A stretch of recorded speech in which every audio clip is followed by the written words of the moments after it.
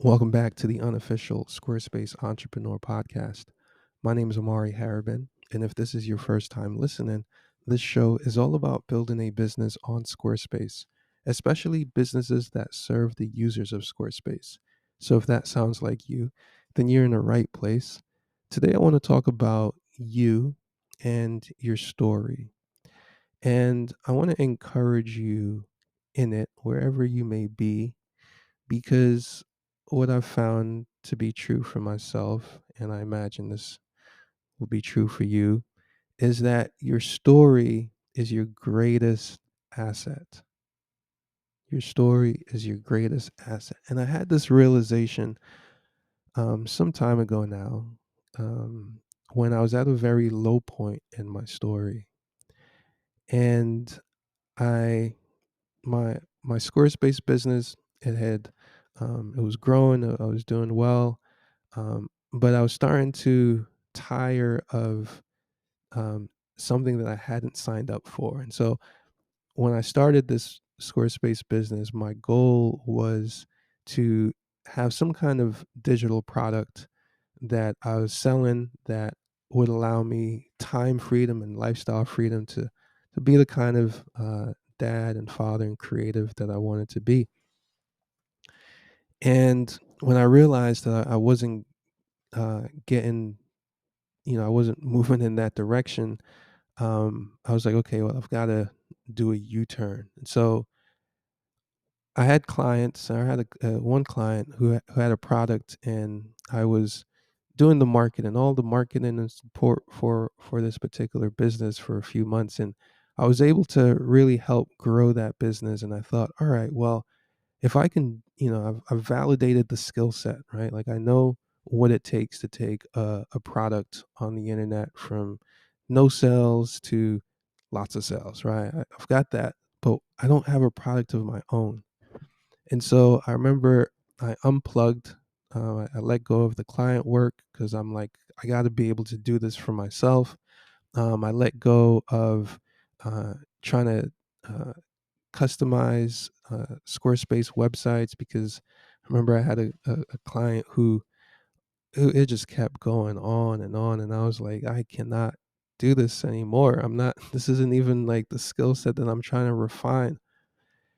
And so my wife was pregnant. We were um, moving into the third trimester when I decided to cut my sources of income at the time. And I can't tell you what I was thinking, I'm about to, but because it was very unpractical, right? Like you don't do that at that point in time. But um, I felt like, okay, well, the only way for me to get to my desired lifestyle would be to like let go of these current things. And so I have this saying, the same thing that you think you need, give it up, and that same thing will set you free. And so I would lean into that. Lean into that. It's a life mantra for me. For me, it's a metaphor for life itself.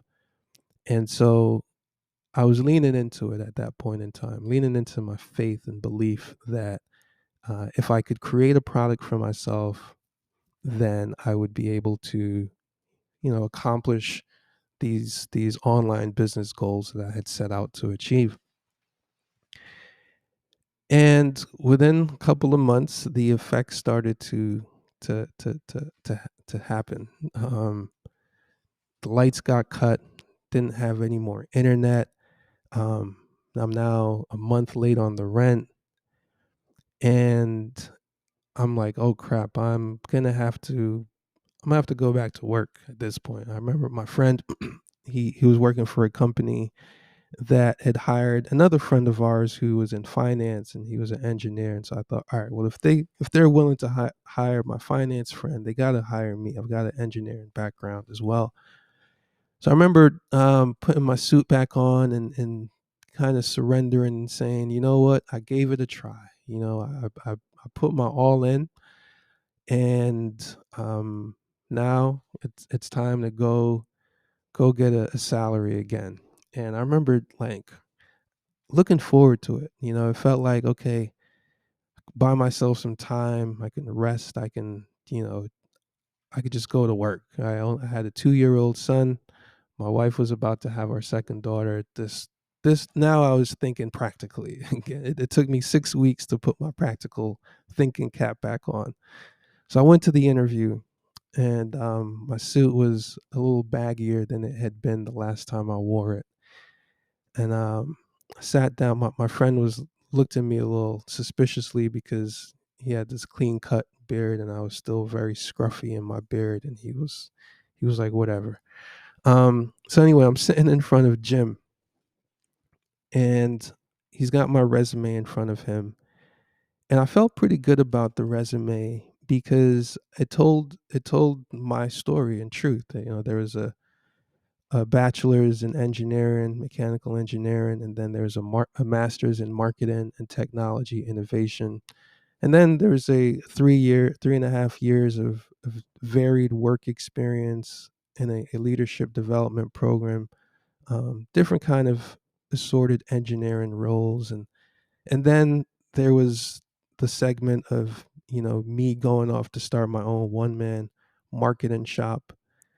And so I felt like, okay, I was coming back full circle, right? I had reconciled these two interests in business and this interest in engineering, and I reconciled them by taking these two paths, or going down these paths sequentially, and now I was returning to engineering again. So I felt like I had a good story and a compelling case for Jim as to why they should hire me. And as I sat there, telling Jim my story, I realized, I was like, huh, my story is important right here. And um, luckily, Jim never called me back, and I never got that job. And another part of me was relieved that that fell through. But I was still broke, and I still didn't have any money coming in. I was writing every day, trying to create content and send emails, and try to uh, generate enough demand to get some type of product idea. And none of that was working out for me. I think the my game plan was that the content would bring in some affiliate revenue, and I might have made $50 of affiliate revenue in those 30 days. And which is clearly not enough to live off of, support a family. And I remember my mom had said, "Well, maybe you should go down to the social services office, the welfare office, and see what they can do for you." And I remember thinking to myself, like, I can't believe my mom is suggesting that I do this. Like I'm a man. I'm not a. No offense to the moms, and no offense to my mom. I'm not a single mom. Like the government is not going to become my support, even if it's temporary. And shout out to my mom, who's probably listening, and who um, is my one of my biggest heroes in life, because as I was going through these struggles, I was remembering when I was a child, and how my mom never backed down from a fight, good fights, and she never backed down from defending me, and creating a way for me specifically to uh, move through these different worlds that we were moving through, coming from England to the States and so on. And I remember I went to the welfare office, and I'm there with my wife, after waiting for some hours, and just thinking about my life, and thinking, dag, like, how did I go from, a college graduate with a master's degree, with a really good salary, getting ready for, um, promotion into leadership or management, and now I'm in a welfare line. I was like, what is going on? So anyway, I sit down in front of the lady, who she wants to know how I've been making money. She wants to know my story as it relates to how I've been making money. And so I try to tell her that, I've been doing this freelance consulting online, and My client pays me through PayPal, so I don't have a bank account. I didn't have a bank account, and I was just using my PayPal debit card for transactions. And um, she wasn't really buying my story. I don't know what she thought I was doing for money, but I know she my online thing didn't wasn't adding up for her. And I realized again in that moment that my story was important. Like I needed it to get whatever it is that I needed to get. Like there was no escaping telling my story, and that um my story also wouldn't always like get me what I want. And so, what these people were listening for, or they were listening for whether my story was congruent with the other stories they were familiar with, with the other stories of people who they had hired at their company, or that they had awarded, made welfare recipients. And again, luckily, my story wasn't adding up in terms of my story. Something in them said, he's not really, just as much as I didn't feel like I was supposed to be where I was, they felt like I wasn't supposed to be there either, luckily.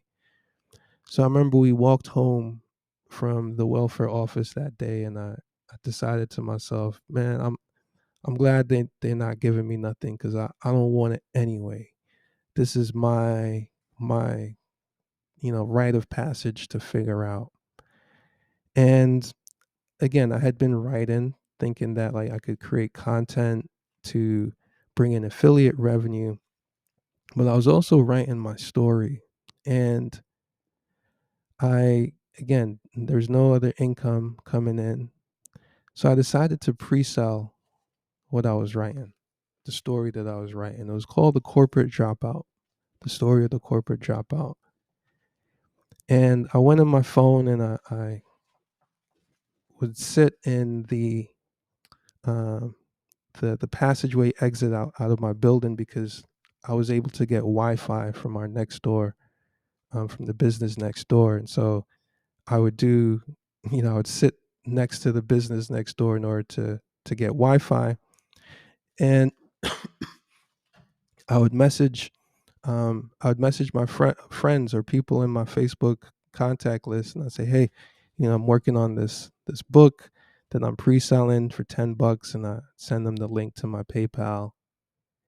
And fortunately, um, enough people bought that pre-sale version of this story that I was able to, every day I had at least $10 or 20. That was all I needed to survive for the day, to um, you know bring some food in the door.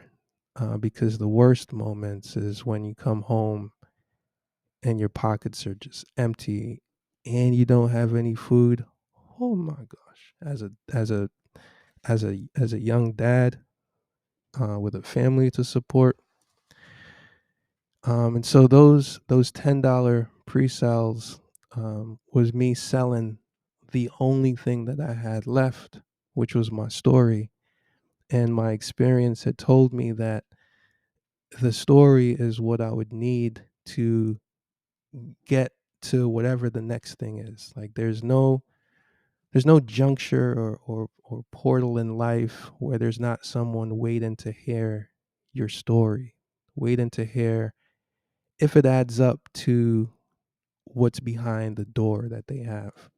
And so whether it's your business story for investment purposes, or your life story for your life purposes, your story is something that should be cherished and uh, captured and developed, so that when you need it, you don't have to dig too deep, or you don't have to go too far. And you're always adding on that story. It's always growing and um, paying dividends for you somewhere in the future. So as I was going through this period of time, I remember I shut down my Squarespace site, and um, I was really like grappling with the fact that I had failed, that I had taken the leap and didn't just hit the ground. Um, and I had done it publicly too. I wasn't hiding at the time. I remember I woke up in the middle of this period of time one day, and there was a voice that was so clear. I always heard the stories of people talking about some voice that would say something, but when it happened to me, I was like, "Oh!" It said, "Take off the mask."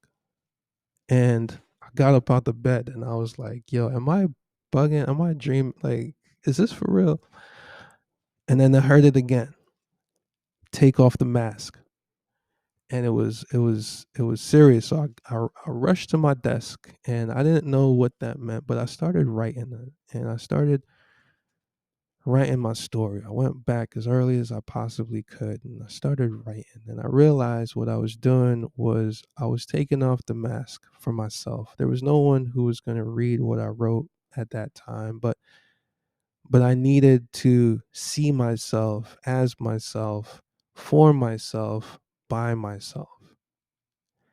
And as I wrote, I saw threads, uh, I saw things that I needed to see to understand myself and to uh, learn myself, to learn who I had been and learn how I had managed different uh, situations and different emotions in my formative years.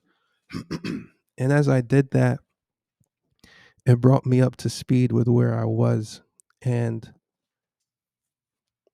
remember, uh, sometime around then, I felt like I was like there's a part of me that would be no more. Like there was a part of me that was dying, and I was around 30 at the time, and I think I had been leading up to this from my mid 20s up to this point of feeling like something was coming to a close. Like, something was winding down that would never return again. And I was in the middle of it. And so I surrendered. I laid down on the floor. All I had was like a red sheet. And I laid down on it. I told my wife, I said, take this picture because how I'm feeling right now, where I'm feeling right now, I'm never coming back here. But to be honest about how I'm feeling, I have to surrender and I have to lay down my life as it has been and as I've been in order to pick it back up differently. And it was a symbolic gesture, an artistic, creative gesture. But I had learned by that point in time that I had to capture everything. Not all my meals or whatever, but I had to capture these points in time where whatever I was feeling was just so strong that I needed some proof, some record, some evidence of it for the future. And as I came up out of that period of surrender, fortunately, there was a ram in the thicket, and a old family friend had seen some of the things I had been posting, some of the content I had been creating on a daily basis to keep myself inspired and to keep myself motivated. And they wrote me a check for $2,500. And that check got me, got us um, through that winter period into to my daughter was born. And as I was in the hospital after my daughter was born. We had to stay for a couple weeks after because of some complications. And I still hadn't figured out, what I was going to do. Yeah, I'd been pre selling this book, but I was still living it. I had only really finished the first act and a half. I was literally, at the midpoint or at the all is lost moment. There was still a whole nother act that I hadn't lived. and so really I couldn't really sell the book because I was still in it.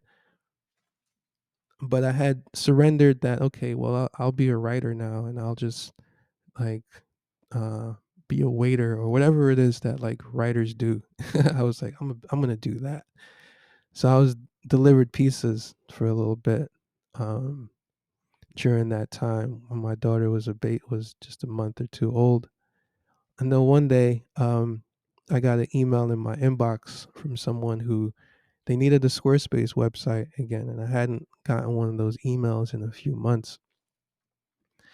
And I decided that I was going to take it really seriously, and I was going to use this opportunity to um, go back to basics, go back to what had initially proved successful for me, and that was as a problem solver. I'm a problem solver.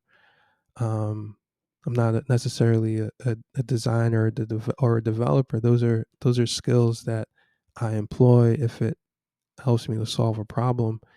Um, and as I did that, and as I kind of came out of that period, that's when things started to turn around. And that's like 7 years now, 7 years ago now. And I've been reflecting lately because one, I've felt incredibly guilty over the years that the people who bought the or pre-ordered this book, 7 8 years ago, that I haven't delivered. And so I'm now in the epilogue, and I'm sharing this because I'm also selling my Squarespace business right now as well. And a few months ago, we crossed $1 million in, maybe end of last year, $1 million in plugin revenue. And I remember crossing the milestone and thinking, well, two things happened. As I was crossing the milestone, um, my bank account was definitely didn't reflect it. So I didn't feel in a rush to like, be like, oh, $1 million, seven figures. It was like, oh no. In reality, um, I still have some ways to go. But to the Omari that started this journey, I was like, he definitely needs to know that, like, yeah, man, you can definitely do $1 million online with digital products, living the life that you want to live, taking care of your family how you want to take care of them. Doesn't mean that the story's over. It doesn't mean that your challenges and everything, all your conflicts are completely resolved. But the conflicts that have been resolved, you've got to share the resolution. And so that's where I've been lately, where, yeah, there's the business, and that's an asset that hopefully someone will acquire and take that to a whole nother level. But the funny thing about that is whoever acquires it, they're going to need the story behind the business. And that story is very much intertwined in my own personal narrative, because as I've shared on the show many times, this business has served this space, this square space has served as a crucible. I was going to say a cubicle. I went from a cubicle to Squarespace crucible bars, and it's allowed me to refine many of the things that when I started, uh, I wanted to refine and develop. And I've developed those things. And now, as I've reached this part of the story, it's not worth anything unless I share it. And I'm very excited about this part now because it feels like it's it's gonna help people. That's what it feels like, and I know that because the amount of time that I've spent with it and the amount that it's helped me. And so that's why I say your story is your greatest asset, and it's something that you should cherish, capture it, develop it, refine it for yourself, because no matter where you want to go next, no matter what it is, there's somebody that is waiting for your story, and your story is like the ticket to entry, and it's like your validating ticket. And you might be at a part of your story where it doesn't feel worthy of validation, where it doesn't feel like you've accomplished anything, or it doesn't feel like like you've taken any risk. I know that was the truth for me. It was like, I want these things, I want this, I have these desires, but it seems as if everyone who reflects these things that I want, they've gone through something, they've sacrificed something, they've overcome something, and they've become someone as a result. And I had been afraid to take those risks, and I'd been afraid to face those fears and to go through those confrontations with loved ones, people that you love and cherish, in order to become a better you. And that's all I have for you today, is to, again, no matter where you are in it, capture it. um, I found that my lowest points, right in my story, right in what I was going through, uh, almost helped me to write my way through and out. But there was also this meta awareness that I was in something, that I was playing a role in my own life, movie, drama. And uh, there would be moments and times where I wasn't the one who was that I would have to surrender to some greater forces. And so, again, hopefully this serves you today.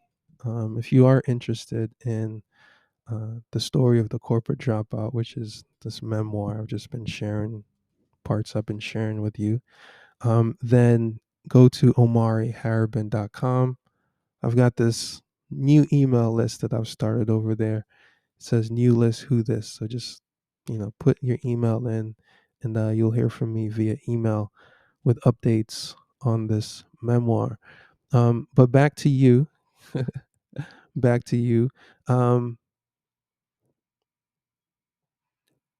there's another thing that, even though I'm somewhat in the epilogue of this particular narrative experience that I've had for a little over a decade, I'm still at the beginning of another experience, another call of adventure that I've perhaps been refusing.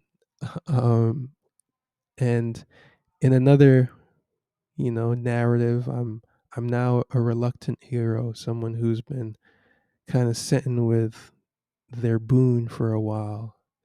And now that I'm sharing the elixir of this journey, um, I know that's the beginning of a new one. So yeah, that's all I got for you. Peace.